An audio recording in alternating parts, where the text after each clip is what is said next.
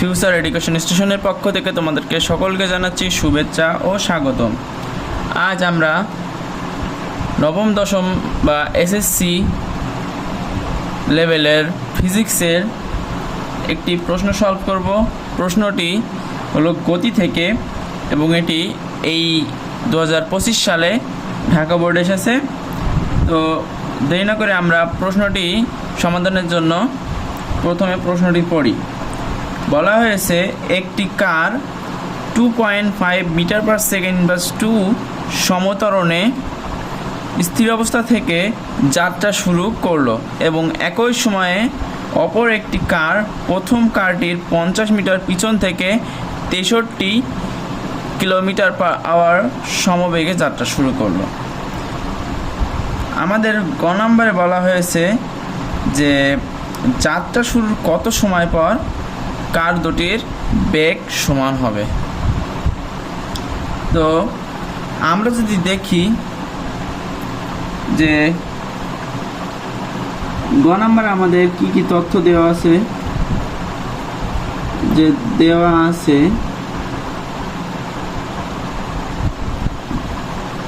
আছে বা ধরি যদি আমরা, তাহলে এখানে প্রথম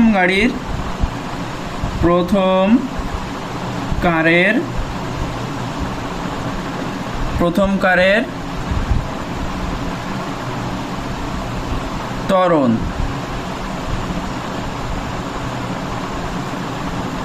A1 সমান সমান 2.5 মিটার পার সেকেন্ড বাই 2। প্রথম কারের, যেহেতু বলা হয়েছে যে প্রথম কারটি স্থির অবস্থা থেকে যাত্রা শুরু করেছে, সুতরাং এর আদিবেগ হলো 0। প্রথম কারের আদিবেগ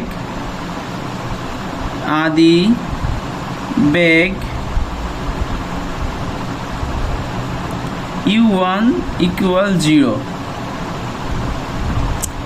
এবং এখানে আমাদের টি কিন্তু জানা নাই, এখানে কোনো সময় দেওয়া হয়নি।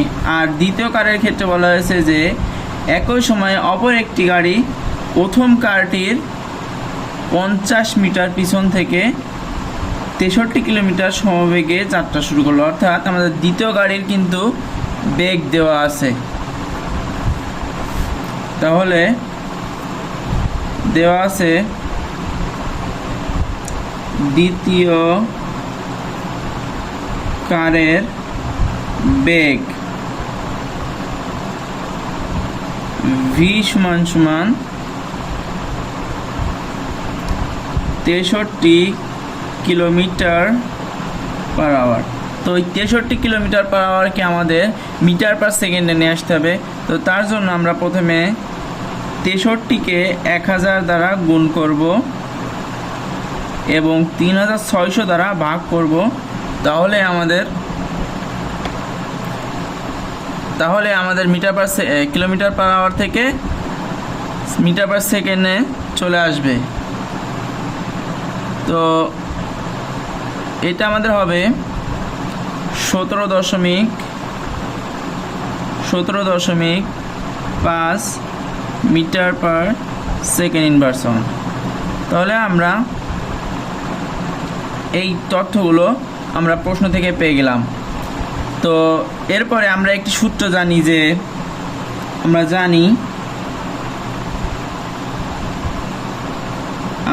জানি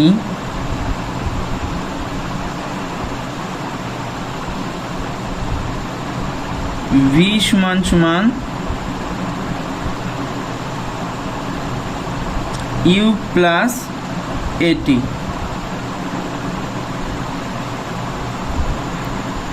তো এই সূত্রটা আমরা সকলেই জানি। তো আমাদের এখানে টি কিন্তু অজানা। তো আমরা ধরি টি সময় পর কার দুটির বেগ সমান হবে।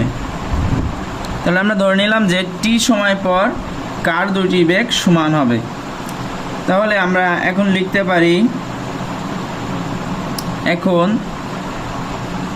আমরা যদি লিখি যে ভি অর্থাৎ এই 63 আমাদের দ্বিতীয় কারের বেগ কিন্তু দেওয়া আছে, সুতরাং প্রথম কারের বেগ কত সময় পর এই দ্বিতীয় কারের বেগের সমান হবে আমাদের সেটাই নির্ণয় করতে হবে। তাহলে আমরা এই ভি সমান সমান যদি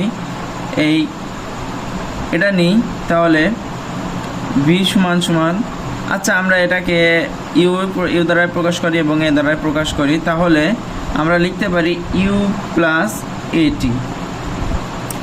আমাদের ভি এর মান জানা আছে, ভি এর মান হচ্ছে 17.5 মিটার পার সেকেন্ড ইনভার্স 1।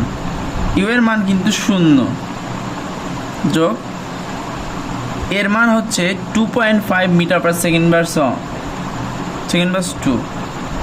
তাহলে এর মান হচ্ছে 2.5 ইন্টু টি এর মান আমাদের বের করতে হবে। তো আমরা এই পাশে যোগ, তাহলে শুধু 2.5 থাকে আমাদের। আমরা 500 পরিবর্তন করলাম, আমাদের এই পাশে আছে 17.5। তো 17.5কে যদি আমরা 2.5 দ্বারা ভাগ করি তাহলে আমাদের টি এর মান বেরিয়ে যাবে। তাহলে এ পাশে থাকে টি 17.5 বাই 2.5, অতএব টি সমান সমান, যদি 17.5কে 2.5 দ্বারা ভাগ করা হয় তাহলে হয় 7। অতএব আমরা বলতে পারি, অতএব 7 সেকেন্ড পর কার দুটির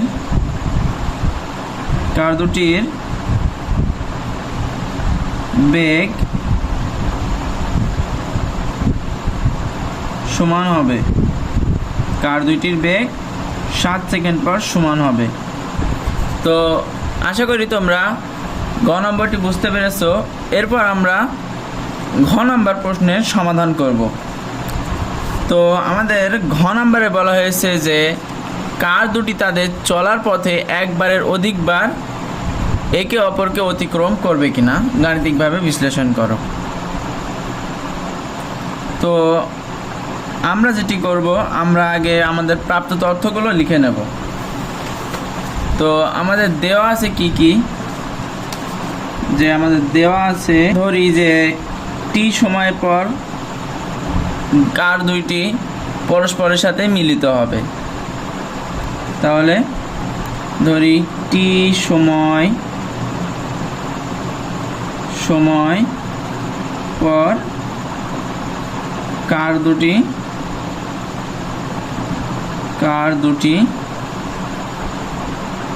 পরস্পরের সাথে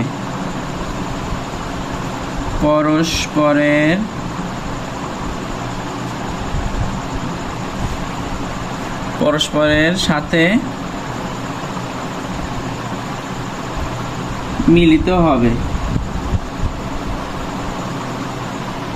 পরস্পরের সাথে টি সময় পর মিলিত হবে। তো আমাদের আসলে উদ্দীপক দ্বারা বোঝানো হয়েছে এইরকম, যে মনে করো এই একটি রাস্তা,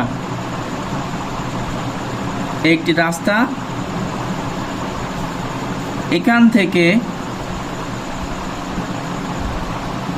থেকে মনে করো যে একটি গাড়ি যাত্রা শুরু করেছে এবং এর ত্বরণ হচ্ছে 2.5 মিটার পার সেকেন্ড ইনভার্স 2 বেগে ত্বরণে চলা শুরু করেছে এবং এই স্থির ছিল।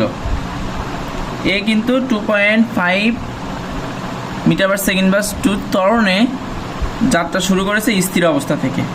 ঠিক এর পিছনে 50 মিটার দূরে, কত মিটার দূরে? 50 মিটার।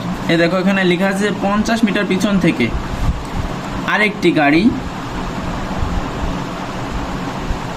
এই গাড়িটা যাত্রা শুরু করেছে এবং এটার বেগ বলা হয়েছে 63 কিলোমিটার পার আওয়ার। তো আমাদের ঘ নম্বর প্রশ্নে বলেছে যে এই গাড়ি দুটি তাদের পথ চলার সময় একের অধিকবার মিলিত হবে কিনা পরস্পরের সাথে। তো তোমরা বোঝার চেষ্টা করো, যদি এই দ্বিতীয় গাড়িটি, এই সেকেন্ড গাড়িটি যদি এই প্রথম গাড়ির সাথে দেখা করতে হয়, তাহলে কিন্তু এই দ্বিতীয় গাড়িটি প্রথম গাড়িটি টি সময়ে যতটুকু দূরত্ব অতিক্রম করবে ঠিক ততটুকু, এবং এই 50 মিটার দূরত্ব অতিক্রম করলে কিন্তু দ্বিতীয় গাড়িটি প্রথম গাড়ির সাথে যোগাযোগ বা মিলিত হতে পারবে। তো কাহিনী হচ্ছে, যদি আমরা ধরি প্রথম গাড়ির অতিক্রান্ত দূরত্ব, প্রথম গাড়ির অতিক্রান্ত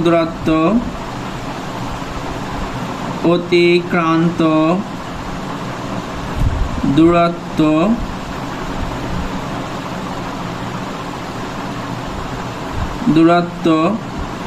এস অন, প্রথম গাড়ি বা কার যেটাই বলো না কেন, এস অন সমান সমান যদি আমরা এক্স ধরি, তাহলে দ্বিতীয় কারের অতিক্রান্ত দূরত্ব সমান সমান আমাদের কি হবে, টি সময়ে প্রথম গাড়িটি যতটুকু দূরত্ব অতিক্রম করবে দ্বিতীয় গাড়িটি ততটুকু, এবং তার সাথে 50 মিটার বেশি দূরত্ব অতিক্রম করলেই কিন্তু গাড়ি দুটি মিলিত হবে। সুতরাং টি সময়ে দ্বিতীয় গাড়ির অতিক্রান্ত দূরত্ব হবে 50 যোগ এক্স মিটার। আশা করি বুঝতে পেরেছ। এখন আমাদের দেওয়া আছে কি, দেওয়া আছে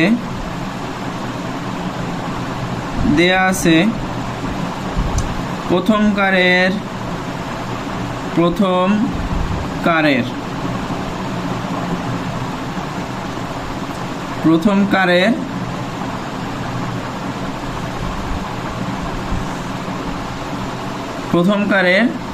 ত্বরণ এ সমান সমান বা এ1 সমান সমান 2.5 মিটার পার সেকেন্ড বাস 2, আর প্রথম কারের আদিবেগ, তোমরা অনেকে বলতে পারো যেখানে কিন্তু আদিবেগ দেওয়া নেই। তো যেহেতু বলা হয়েছে প্রথম গাড়িটি স্থির অবস্থান থেকে যাত্রা শুরু করেছে, সুতরাং বুঝে নিতে হবে যে স্থির অবস্থান থেকে বললেই তার আদিবেগ হবে 0। সুতরাং প্রথম কারের আদিবেগ হচ্ছে 0 মিটার পার সেকেন্ড ইনভার্স জন। সুতরাং আমরা একটি সূত্র জানি, তোমরা খেয়াল করো যে প্রথম কারের ক্ষেত্রে বলেছে সমত্বরণে চলছে। তো সমত্বরণের ক্ষেত্রে আমরা একটি সূত্র জানি, যখন কোনো বস্তু সমত্বরণে চলে সেক্ষেত্রে আমাদের একটি সূত্র আছে যে সমত্বরণে চলন্ত বস্তুর অতিক্রান্ত দূরত্ব এস সমান সমান u t U1 t plus half a t square. আমরা এটা লিখতে পারি half a t square, A1 t square. তো টি কিন্তু এখানে বর্তমানে আসলে ধ্রুবকের মতো কাজ করছে। আমরা প্রথম গাড়ির অতিক্রান্ত দূরত্বের একটি সূত্র বের করে নিলাম, আমরা এটাকে একটি সমীকরণ দিয়ে দিলাম আবার, বা এবং আমাদের আর কি দেওয়া আছে, দ্বিতীয় কারের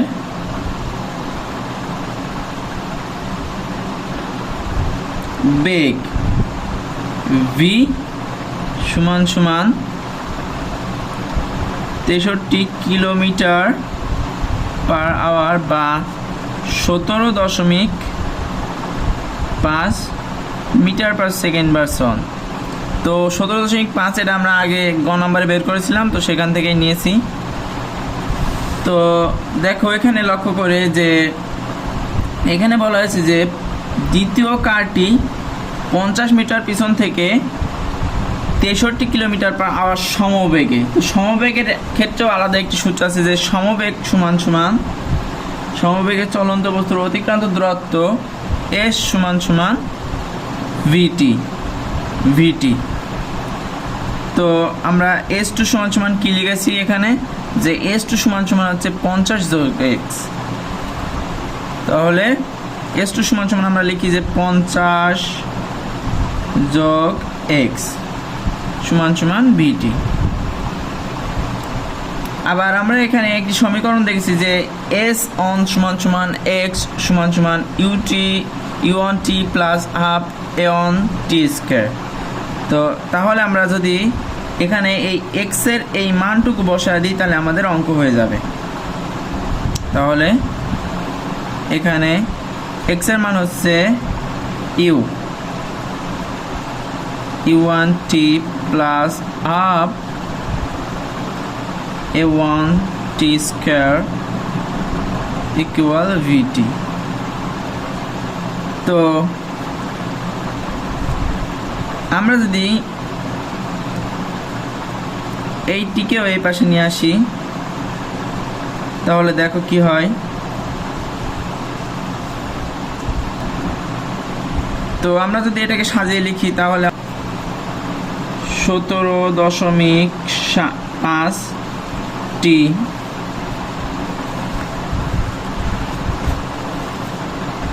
যোগ 0 যোগ হাফ গুণ 2.5 হাফ গুণ 2.5 তার মানে হচ্ছে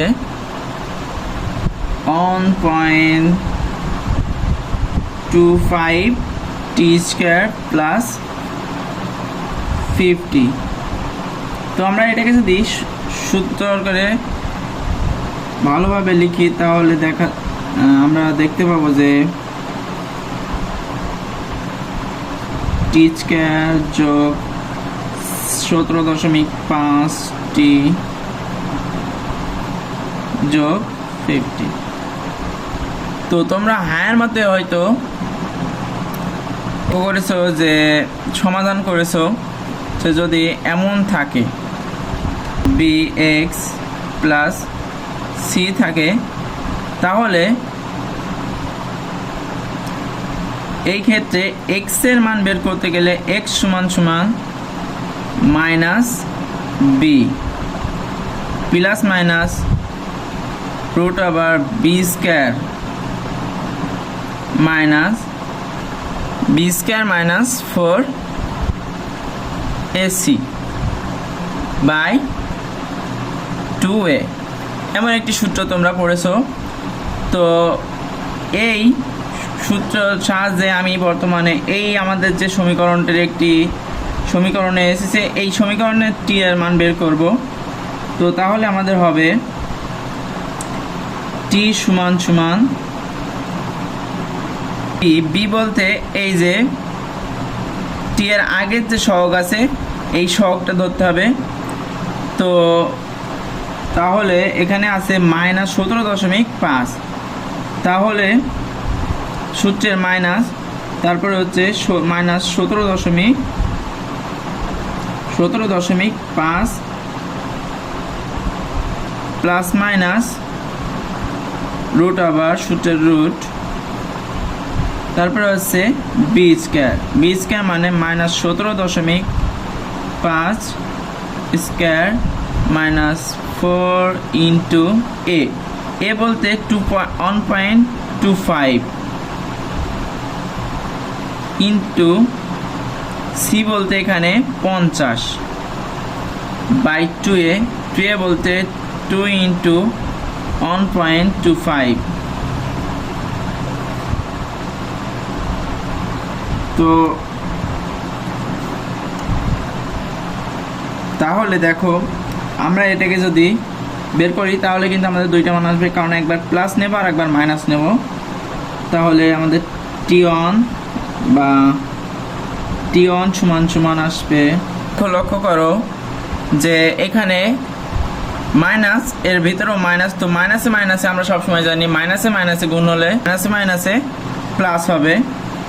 তো তাহলে 17.5, তো আমরা প্রথমে যদি যোগ চিহ্ন নিই তাহলে যোগ, আর 17.5 এটার স্কোয়ার করলে হয় 306.25 মাইনাস এইগুলোকে যদি আমরা গুণ করি তাহলে হবে হচ্ছে 4 গুণ 50 গুণ 1.25, তাহলে আমাদের এটা হচ্ছে 250।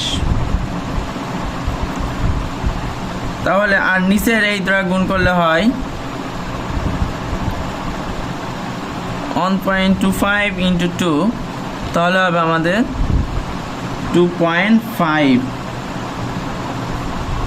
একইভাবে টি2 এ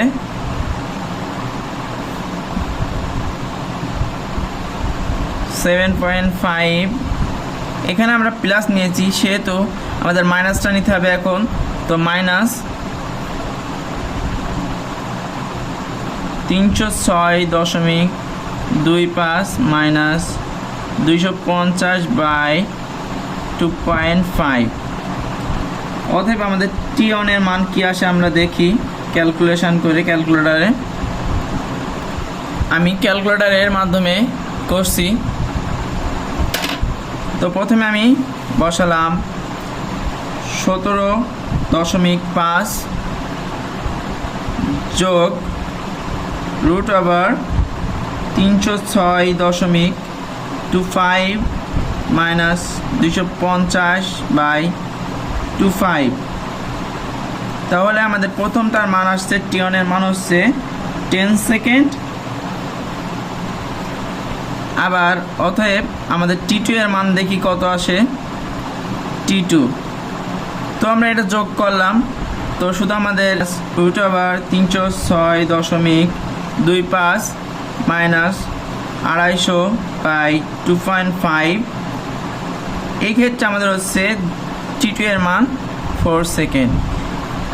তো আমরা একটি কথা বলতে পারি যে এখানে যেহেতু টি এর মান দুটোই ধনাত্মক অর্থাৎ দুটোই পজিটিভ, সুতরাং আমরা বলতে পারি যে কার দুইটি তাদের যাত্রাপথে যাত্রাকালে একের অধিকবার বা দুইবার মিলিত হওয়ার সম্ভাবনা আছে। সুতরাং আমরা লিখতে পারি অতএব টি1 ও টি2 এর মান যেহেতু পজিটিভ বা ধনাত্মক লিখি, ধনাত্মক,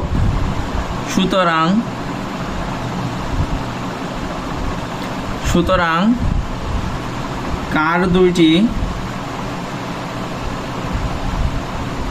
দুটি তাদের